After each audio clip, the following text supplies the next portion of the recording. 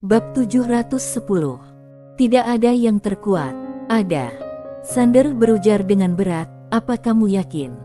Ayana mengangguk. Ya, tapi hanya mirip. Tidak sehebat ruang dan waktu di sini. Saat mengatakan itu, dia melihat sekeliling dengan serius. 10 tahun di sini, 1 hari di luar, defisit waktu yang sangat mengerikan. Bahkan master dengan 90% keilahian pun tidak bisa menciptakannya. Dan orang yang aku kenal, dia hanya bisa membuat 1 tahun di dalam ruang dan waktu yang sama dengan 10 hari di luar. Mendengar ini, Sander menghela nafas lega. Benar saja, bibi bergaun polos masih tak terkalahkan. Ayana memandang Sander. Tuan Ye, orang yang kamu sebutkan, bukan Wan, kan? Sander mengangguk. Bukan Wan. Sesudah terdiam beberapa saat, Ayana berujar, kenapa Tuan Ye datang ke klan roh kuno? Sander tersenyum sambil berujar, mengambil perintah Sanling untuk menyelamatkan kakakku. Ayana bertanya, bisa kamu ceritakan?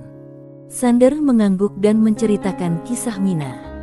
Sesudah mendengar ini, Ayana segera menggeleng sambil berujar, Tuan Ye, Master Z sedang memperalat kamu. Sander tersenyum sambil berujar, kenapa begitu? Ayana berujar dengan tenang, sebenarnya ada banyak cara untuk menyelamatkan kakakmu, terutama bagi Master Z. Dia punya banyak cara untuk menyelamatkannya, tapi dia memilih yang ini. Kalau tebakanku tidak salah, dia mau menggunakan kamu untuk menyadarkan klan roh kuno kami. Sander tersenyum dan tidak berujar apa-apa. Ayana menambahkan, masalah ini tentu saja merupakan hal yang sangat baik bagi klan kami, tapi menurutku Master Z harusnya jujur pada Tuan Ye. Sander sedikit penasaran. Kenapa begitu? Ayana berujar dengan tenang, karena Tuan Ye tidak bodoh. Apa yang dia lakukan, Tuan Ye tahu. Di hadapan orang pintar, pilihan terbaik adalah jujur. Mata Sander berkedip rumit. Perempuan di depannya benar-benar pintar. Ayana mendadak berujar, Tuan Ye membawaku ke sini karena mau aku pergi ke alam semesta Guanxuan. Sander mengangguk. Sejujurnya, alam semesta Guanxuan adalah wilayahku. Aku sangat senang orang seperti Nona bisa berkunjung ke sana, terutama ada sebuah tempat bernama Bima Sakti. Tempat itu sangat menarik. Nona bisa coba ke sana. Sejujurnya, dia memiliki kesan yang sangat baik terhadap Ayana dan adiknya. Ayana tersenyum sambil berujar, sesudah masalah ini selesai, aku akan ikut jalan-jalan dengan Tuan Ye. Sander tersenyum sambil berujar, oke. Ayana melihat sekeliling, dengan sedikit kebingungan di matanya. Sungguh luar biasa. Keduanya mengobrol sebentar, dan Sander menemukan kalau perempuan di depannya sangat berpengetahuan dan berbakat. Yang paling penting adalah orangnya tulus, tidak munafik sama sekali, dan mengatakan apapun yang mau dia katakan. Dan Sander juga tidak menyembunyikan apapun darinya, dia hanya mengatakan apapun yang dia pikirkan, karena dia sendiri adalah orang yang polos dan tidak suka bertele-tele.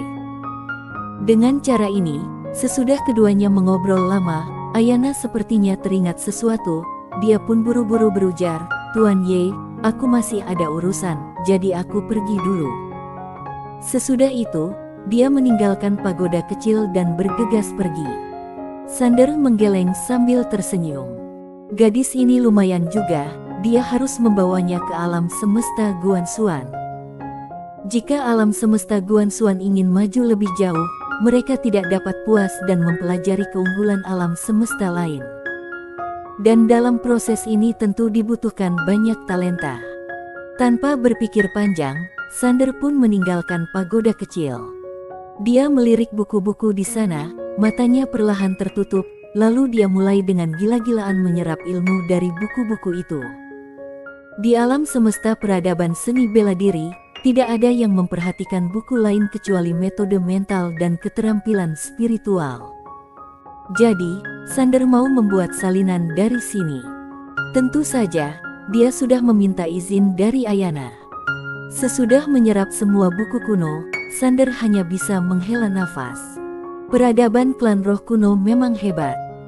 Selama puluhan miliar tahun terakhir, mereka tidak hanya maju dalam peradaban seni bela diri, tetapi juga dalam sains dan teknologi. Bintang-bintang di atas kota Roh Kudus ini adalah sejenis teknologi. Formasi kosmik bintang. Dan formasi kosmik bintang ini mempunyai banyak fungsi. Tidak hanya bisa digunakan sebagai formasi pelindung, tetapi juga bisa digunakan untuk menghitung takdir dan menangkap hukum alam semesta. Pisau. Di luar, Dao begitu tinggi dan sulit diraih. Namun di sini, Dao menjadi objek penelitian klan roh kuno, dan mereka sudah mempelajarinya dengan sangat teliti. Sander juga menemukan kalau klan roh kuno juga mengalami bencana kosmik, dan seperti alam semesta Guanxuan, bencana kosmik di tempat ini ternyata sudah ditekan. Tidak hanya itu, setiap generasi ketua klan roh kuno akan menekan bencana kosmik ini. Generasi demi generasi. Sudah 9.990 generasi hingga sekarang. Bencana kosmik. Di ruang belajar yang kosong itu, Sander berpikir keras. Dia menemukan kalau bencana kosmik ini benar-benar merupakan bencana yang tidak bisa dihindari, seperti halnya reinkarnasi. Setiap reinkarnasi terjadi, alam semesta dimulai kembali dan peradaban lama lenyap.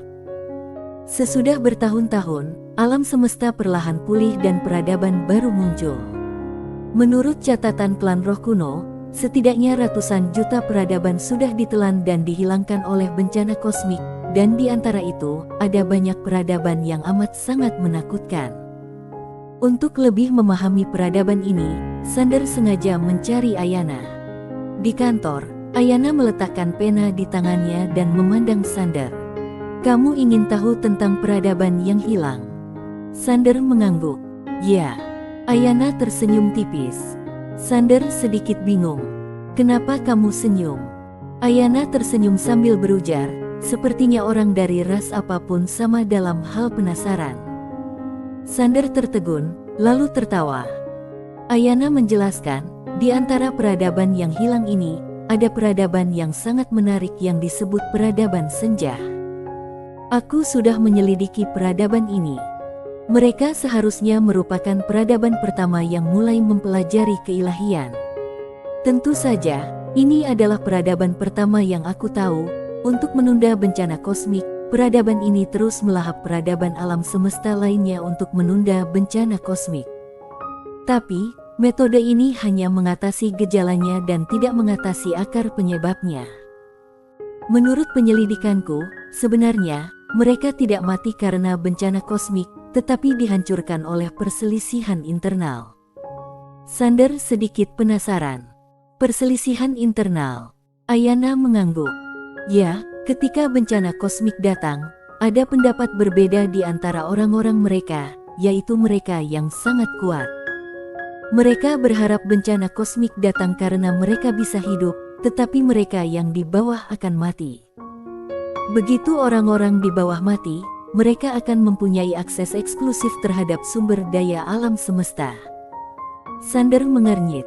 Ini sangat mirip dengan alam semesta Guanxuan dan alam semesta nyata. Ayana melanjutkan, karena pelajaran yang didapat dari peradaban senja ini, klan roh kuno sudah menetapkan kalau semua leluhur harus menekan bencana kosmik. Kalau melanggar aturan, darah keturunan mereka akan direnggut, dan mereka tidak bisa lagi menjadi anggota klan roh kuno. Jadi, walau leluhur Karni ada yang punya pemikiran seperti itu, mereka tetap tidak berani berbuat begitu. Kalau melakukan itu, mereka akan mendapat cacian dan makian dari semua orang kami. Sander berujar dengan sungguh-sungguh, tapi, pasti ada yang tidak bisa menahannya, kan? Ayana mengangguk. Ya, nenek moyang kami juga menemukan kalau semakin kamu menekan bencana kosmik ini, semakin kuat jadinya. Kami masih berjuang untuk menekannya sampai sekarang. Sambil berbicara, ada sedikit kecemasan mendalam di matanya. Sander sedikit penasaran. Apa peradaban senja ini masih hidup sekarang? Ayana mengangguk. Ya. Sander tercengang. Ayana berujar, Aku masih kenal satu, itulah sebabnya aku tahu banyak tentang peradaban ini. Dan alasan kenapa menurutku peradaban mereka menarik adalah karena peradaban mereka sangat pandai belajar. Saat itu, mereka terus belajar dan menjadi peradaban nomor satu di alam semesta pada saat itu. Kami juga mempelajari teknik kosmik bintang dari mereka, sayangnya, itu belum lengkap. Sander bertanya penasaran, teknik kosmik bintang yang kamu sebutkan mengacu pada bintang-bintang di atas kota Roh Kudus. Ayana mengangguk pelan. Ya, itulah teknik kosmik bintang. Saat itu teknik ini disebut sebagai teknik nomor satu di alam semesta. Teknik ini tidak hanya bisa mendeteksi dao dan hukum takdir kapan saja, tapi juga memprediksi krisis. Yang paling penting, benda ini juga bisa membalikkan dao. Sayangnya, itu belum lengkap dan kami tidak bisa membalikkan dao. Sampai di sini, dia mendadak melihat ke arah Sander. Orang yang aku katakan sebelumnya yang menciptakan ruang dan waktu khusus adalah orang peradaban Senjah yang aku kenal. Tapi, setahu aku, bahkan di peradaban Senjah, ruang dan waktu khusus yang bisa dibuat di puncak peradaban pun tidak sehebat yang di pagodamu itu. Kalau dia melihatnya, dia pasti akan terkejut. Sander mengedipkan mata. Bisakah kamu kenalkan padaku? Ayana berujar dengan tenang, apa kamu merekrutnya? Sander tertawa. Dia tahu kalau taktiknya tidak bisa disembunyikan dari perempuan di depannya. Ayana berujar, menurutmu klan roh kuno angkuh tidak? Sander mengangguk. Sangat angkuh. Ayana mengangguk. Orang-orang dari peradaban Senjah lebih angkuh dari kami. Tentu saja, orang yang aku kenal tidak seangkuh itu, tetapi dia mempunyai temperamen yang buruk. Dia tidak terlalu menyukai orang kami. Dia berpikir kalau klan roh kuno semaunya bodoh, kecuali aku. Sander tidak tahu harus menjawab apa. Ayana melirik Sander. Kamu bukan dari klan roh kuno, dan kamu mempunyai pagoda kecil. Dia pasti mau mengenalmu. Sander menggeleng sambil tersenyum. Kalau begitu kamu bisa bantu mengenalkan kami. Ayana mengangguk pelan. Oke. Sander mendadak berujar, klanmu kalau dibandingkan dengan puncak peradaban Senjah, siapa yang lebih kuat? Ayana berpikir sejenak dan kemudian berujar, tidak tahu. Sander sedikit bingung. Ayana berujar pelan, di puncak peradaban Senjah, ada juga orang super kuat. Tapi, kamu juga tahu kalau di antara orang-orang super kuat ini, ada juga peringkatnya. Jadi, aku tidak tahu, di antara mereka yang punya 90% keilahian ini, siapa yang lebih kuat? Sander bertanya, jadi, itu berarti akan menarik kalau duel. Ayana berujar dengan tenang, tentu saja. Sambil berbicara, dia berbisik, alam semesta tidak terbatas. Aku selalu percaya kalau tidak ada yang terkuat, yang ada hanya lebih kuat. Bersambung.